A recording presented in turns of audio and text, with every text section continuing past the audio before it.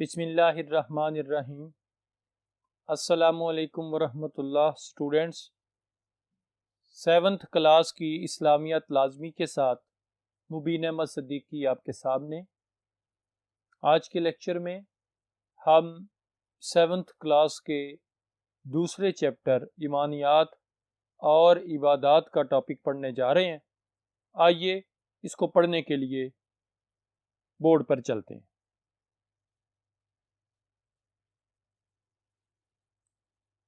Students, ہم board پر دیکھ رہے ہیں، ہمارا ٹاپک ہے اسلام میں عبادت کا تصور۔ ہمارا پہلا کوسچن ہے، عبادت سے کیا مراد ہے؟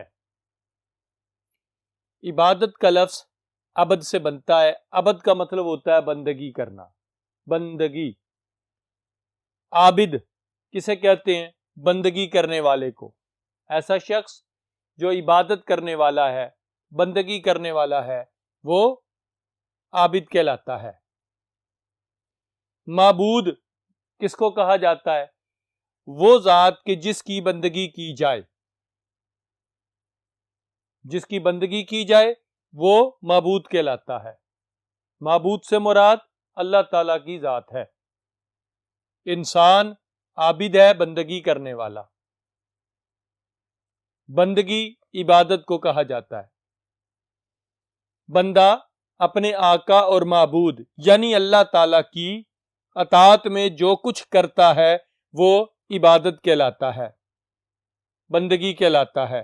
اگرچہ اسلام نے نماز، روزہ، زکوٰۃ، حج اور عبادات کا جامع نظام دیا ہے، لیکن اس کے علاوہ دیگر معاشی، معاشرتی اور اخلاقی تعلیمات پر عمل کرنا بھی عبادت ہے۔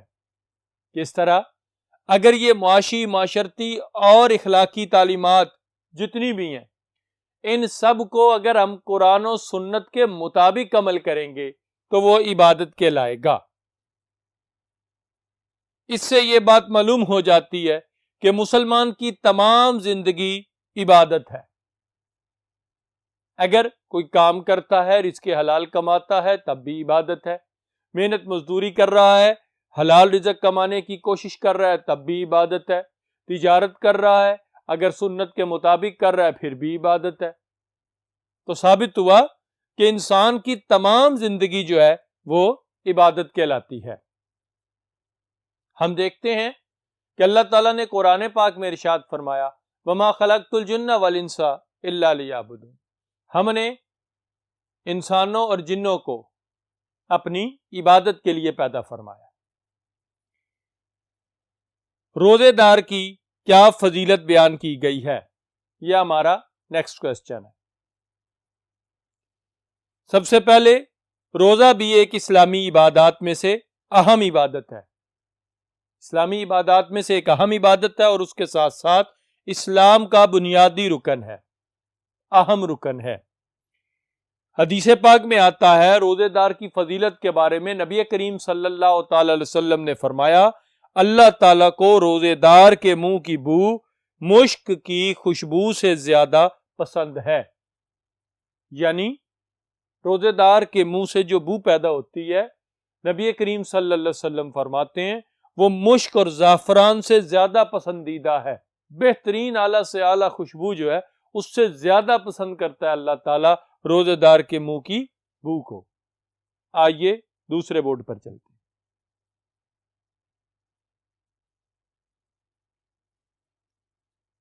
اسٹوڈینٹس، روزہ ایک ایسی عبادت ہے جس میں ریاکاری اور دکھاوا نہیں ہوتا، یہ بندے اور اللہ کے درمیان راز ہوتا ہے۔ یعنی اگر کسی شخص نے روزہ رکھا ہے تو وہ روزے دار ہے، اب حقیقت میں روزے دار ہے یا نہیں یہ صرف اللہ جانتا ہے یا وہ بندہ جانتا ہے، دوسرا کوئی اور نہیں جانتا۔ وہ چھپ کر اگر کھا پی رہا ہے تو کسی کو پتہ نہیں چل رہا، لیکن رب کو معلوم ہے۔ تو یہ ایک راز ہے اللہ کے درمیان بھی اور اس کے بندے کے درمیان بھی۔ اسی لیے حدیث پاک میں آتا ہے، حدیث قدسی ہے، نبی کریم صلی اللہ تعالی علیہ وسلم نے ارشاد فرمایا کہ اللہ تعالیٰ ارشاد فرماتا ہے، روزہ میرے لیے ہے اور میں خود اس کا بدلہ دوں گا۔ یعنی رب جانتا ہے کون روزے سے ہے اور کون نہیں ہے۔ اس کے بعد ایک اور حدیث پاک میں آتا ہے روزے دار کی فضیلت کے بارے میں کہ جس شخص نے رمضان المبارک کے روزے صرف اللہ تعالیٰ کی رضا کے لیے اور ثواب سمجھ کر رکھے اس کے تمام گناہ بخش دیے جاتے ہیں۔ محض کا معنی صرف، اس کے گزرے ہوئے تمام گناہ معاف ہو جاتے ہیں۔ ایک اور حدیث پاک میں آتا ہے نبی کریم صلی اللہ علیہ وسلم فرماتے ہیں جب رمضان آتا ہے میری امت گناہ گار ہوتی ہے، جب رمضان چلا جاتا ہے میری امت کے گناہوں کو لے کر چلا جاتا ہے۔ یہ ان لوگوں کے لیے ہے کہ جو روزے کا ادب کرتے ہیں، احترام کرتے ہیں اور اس کو قرآن و سنت کے مطابق رکھتے ہیں، اسلام کی تعلیمات کے مطابق۔ روزے کی فضیلت کا اندازہ اس بات سے ہم لگا سکتے ہیں کہ جنت کے 8 دروازے ہیں اور 8 دروازوں میں سے ایک دروازہ ایسا ہے جو روزہ رکھنے والوں کے لیے ہے، یعنی اس دروازے سے صرف روزے دار ہی جنت میں جا سکتے ہیں اور جائیں گے۔ اور دوسری بات، قیامت کا دن ہوگا، قیامت کے دن عرش الہی کے سائے کے علاوہ کوئی اور سایہ نہیں ہوگا، کوئی سایہ نہیں ہوگا، صرف عرش کا سایہ ہوگا۔ اس دن اللہ تعالی جن لوگوں کو اپنے عرش کے سائے میں جگہ دے گا ان میں سے ایک روزے دار ہے کہ اللہ تعالیٰ روزے داروں کو اپنے عرش کے سائے میں جگہ عطا فرمائے گا۔ نیکسٹ کوسچن، زکوٰۃ کے بارے میں آپ کیا جانتے ہیں؟ زکوٰۃ اسلام کا ایک اہم رکن ہے۔ اس کا معنی کیا ہے؟ پاک کرنا، نشوونما پانا اور بڑھنا۔ جب ایک انسان زکوٰۃ ادا کرتا ہے تو اس کا مال پاک ہو جاتا ہے اور اس کے مال میں برکت آ جاتی ہے، اس کا مال بڑھ جاتا ہے، اس کے مال میں اضافہ ہو جاتا ہے۔ ھذا من القدرت اللہ، یہ اللہ کی طرف سے ہے۔ بندہ سمجھتا ہے میں نے اتنے روپے دے دیے راہ خدا میں، زکوٰۃ ادا کر دی، اب میرا مال کم ہو جائے، کم نہیں ہوتا، اس میں برکت پیدا ہو جاتی ہے، وہ بڑھ جاتا ہے۔ صاحب نصاب مسلمان پر زکوٰۃ فرض ہوتی ہے، صاحب نصاب مسلمان اس پر زکوٰۃ فرض ہے، عام غریب غربا پہ نہیں فرض۔ صاحب نصاب کیسا شخص ہے؟ نصاب سے مراد کیا ہے؟ کسی کے پاس 7.5 تولے سونا ہو، 52.5 تولے چاندی ہو اور 1 سال اس کے پاس موجود رہے، ایسا شخص صاحب نصاب ہے۔ دونوں میں سے کوئی ایک چیز اگر اس کے پاس ہے، صاحب نصاب ہے۔ اگر اس کے پاس نہ سونا ہے نہ چاندی ہے لیکن 7.5 تولے سونے کی قیمت کے برابر اس کے پاس مال موجود ہے، رقم موجود ہے، وہ 1 سال پڑی رہی، وہ صاحب نصاب ہے۔ نمبر 2، اگر کسی کے پاس سونا بھی نہیں، چاندی ہے، اور چاندی کی قیمت 52.5 تولے چاندی کی جو قیمت ہے اس کے مطابق اگر اس کے پاس رقم موجود ہے، وہ 1 سال اس کے پاس پڑی رہی، تو وہ صاحب نصاب ہے۔ ایسے شخص صاحب نصاب پر سال گزرنے کے بعد زکوٰۃ فرض ہو جاتی ہے، ایسے شخص کو صاحب نصاب کہتے ہیں۔ زکوٰۃ غربا کا حق ہوتا ہے جو امیروں سے لیا جاتا ہے اور غربا میں تقسیم کر دیا جاتا ہے۔ اللہ تعالیٰ نے ارشاد فرمایا، ارشاد ربانی قرآن پاک میں آتا ہے کہ امراء کے مال و دولت میں محتاجوں اور مسکینوں کا حق رکھا گیا ہے، یہ اللہ کی طرف سے رکھا ہوا ہے تاکہ امراء جو ہیں، امیر لوگ جو ہیں، وہ دولت کو سمیٹ کر نہ جمع کرتے رہیں اور دولت چند ہاتھوں میں جمع نہ ہو سکے، اس لیے اللہ تعالیٰ نے یہ رکھا ہے۔ نبی کریم صلی اللہ تعالی علیہ وسلم نے ارشاد فرمایا زکوٰۃ کی فضیلت کے بارے میں، فرمایا زکوٰۃ اسلام کا خزانہ ہے، یعنی اگر انسان زکوٰۃ ادا کرتا ہے تو اسلام بھی ترقی کرتا ہے اور معاشرہ بھی ترقی کرتا ہے، معاشرہ خوشحال ہو جاتا ہے۔ آئیے تیسرے بورڈ پر چلتے ہیں۔ اگر ہم دیکھتے ہیں تو ہمارے سامنے زکوٰۃ کے فوائد کی بات ہو رہی ہے۔ زکوٰۃ جو ہے وہ خود غرضی، تنگ دلی اور مال کی محبت کا خاتمہ کر دیتی ہے انسان میں سے، یعنی اگر انسان زکوٰۃ ادا کرتا ہے تو اس کے دل سے مال کی ہوس، مال کی لالچ، مال جمع کرنے کی جو لالچ ہے وہ دل سے ختم ہو جاتی ہے۔ زکوٰۃ ادا کرنے سے دولت کی گردش آتی ہے، یعنی معاشرے میں امیر لوگوں سے زکوٰۃ لی جائے گی اور غربا میں، محتاجوں میں، مسکینوں میں تقسیم کر دی جائے گی۔ اب دولت سرکل میں آ جائے گی، دولت گردش میں آ جائے گی، چند ہاتھوں میں نہیں سمٹے گی۔ زکوٰۃ ادا کرنے سے غربا کی مدد ہو جاتی ہے، زکوٰۃ ادا کرنے سے معاشرے سے غربت کا خاتمہ ہو جاتا ہے، زکوٰۃ ادا کرنے سے بے سہارا لوگوں، بیواؤں کی بھی مدد ہو جاتی ہے، زکوٰۃ ادا کرنے سے معاشرہ خوشحال ہو جاتا ہے۔ یعنی جب امیر لوگوں سے زکوٰۃ کا مال لیا جاتا رہے گا، غربا میں بانٹا جاتا رہے گا، تو رزلٹ کیا ہوگا؟ غریب بھی امیر بننا شروع ہو جائیں گے، ان کے پاس بھی زندگی گزارنے کے لیے ضروریات زندگی وہ لے سکیں گے، خرید سکیں گے، ان کے پاس ضروریات زندگی جمع ہونا شروع ہو جائیں گے۔ حضرت عمر بن عبدالعزیز آپ کا دور تھا، اور آپ کے دور میں انہوں نے ایک کام کیا پورے معاشرے میں، کیا؟ زکوٰۃ کا نظام رائج کر دیا۔ 1 سال گزرنے کے بعد لوگوں کی یہ کیفیت بن گئی تھی کہ لوگ اپنا زکوٰۃ کا مال اونٹوں پہ اٹھا اٹھا کے پھرتے تھے کہ بھائی میرا یہ زکوٰۃ کا مال ہے، کوئی لینے والا ہے تو آ جاؤ زکوٰۃ کا مال لے لو۔ لیکن پورے نظام سلطنت کے اندر ایک بھی ایسا شخص نہیں تھا حضرت عمر بن عبدالعزیز کے دور میں کہ جو زکوٰۃ لینے والا ہوتا تھا، بلکہ ہر بندہ اس معاشی لحاظ سے اس مقام پر پہنچ گیا تھا کہ وہ زکوٰۃ دینے والا بن گیا تھا۔ آگے دیکھتے ہیں مصارف زکوٰۃ کون کون سے ہیں۔ مصارف زکوٰۃ کی تعداد 8 ہے۔ فقراء، فقیر لوگ، غریب لوگ جن کے پاس زندگی گزارنے کے لیے ضروریات نہیں ہیں۔ مساکین، مسکین، ضروریات زندگی جن کے پاس نہ ہو، لیکن یہ وہ لوگ ہیں جو سفید پوش ہوتے ہیں، جو مانگتے نہیں ہیں، مانگتے ہوئے شرم محسوس کرتے ہیں۔ اس کے بعد عاملین زکوٰۃ، زکوٰۃ کے محکمے میں کام کرنے والے ملازمین جو جاب کرتے ہیں، ان کو بھی زکوٰۃ کے مال سے آپ رقم دے سکتے ہیں۔ نو مسلم، مؤلفۃ القلوب، جو نئے نئے مسلمان ہوتے ہیں، ان کو دین اسلام پر مضبوط کرنے کے لیے زکوٰۃ کے مال سے ان کی مدد کی جا سکتی ہے۔ غلام یا قیدی کو آزاد کروانے کے لیے زکوٰۃ کا مال دیا جا سکتا ہے۔ قرض دار، ایسا مقروض ہے، قرض دار ہے جس کا قرضہ ادا نہیں ہو سکتا، ہمیں پتہ بھی ہے، ہم جانتے بھی ہیں، ہمارے جاننے والوں میں، ہم نے زکوٰۃ نکالنی ہے، ہم اسے زکوٰۃ کا مال دے سکتے ہیں تاکہ وہ اپنا قرضہ ادا کر لے۔ فی سبیل اللہ، اللہ کے راستے میں جو جنگ پر لوگ لڑ رہے ہیں، ان کے تعاون کے لیے، مدد کے لیے زکوٰۃ کا مال دیا جا سکتا ہے۔ علم دین پڑھنے والے جو یا پڑھانے والے جو لوگ ہیں، ان کے مالی تعاون ان کے ساتھ کیا جا سکتا ہے، زکوٰۃ کا مال انہیں دیا جا سکتا ہے۔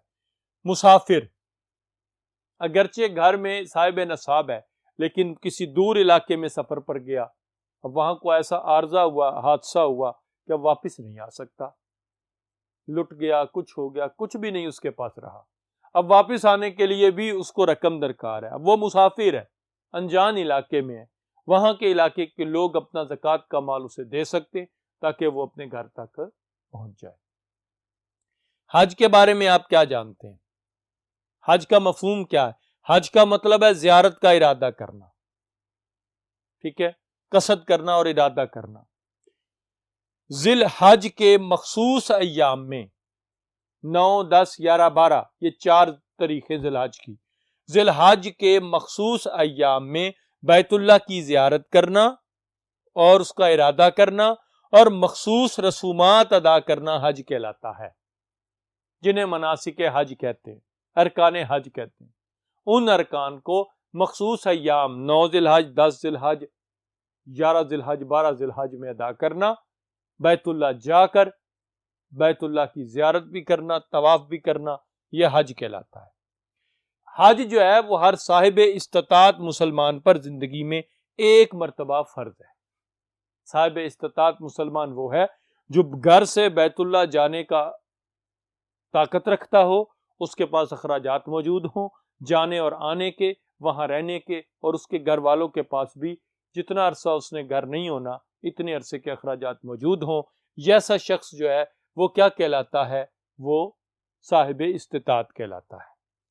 اب دیکھتے ہیں اللہ کریم نے قرآن پاک میں ارشاد فرمایا ہے کہ اللہ کا حق ہے کہ جو اس کے گھر بیت اللہ جانے کی استطاعت رکھتا ہے وہ اس کا حج کرے، یعنی بیت اللہ کا حج کرے۔ اگر وہاں جانے اور آنے کی اس کے پاس طاقت ہے، استطاعت ہے، تو یہ اللہ کا حق ہے بندوں پر۔ اس کے بعد حج ایک عالمگیر اجتماعی عبادت ہے جس کے اندر تمام عبادات کا مجموعہ شامل ہوتا ہے۔ یہ امت مسلمہ کا ایک مرکز پر جمع ہونا اس بات کی گواہی دیتا ہے کہ یہ آپس میں متحد ہیں، اتفاق رکھتے ہیں، ایک ہی لباس میں ہوتے ہیں، سب کی زبان پر ایک ہی کلمات ہوتے ہیں، مختلف رنگوں سے آئے ہوتے ہیں، لیکن یہ یکجہتی کا ثبوت دیتا ہے۔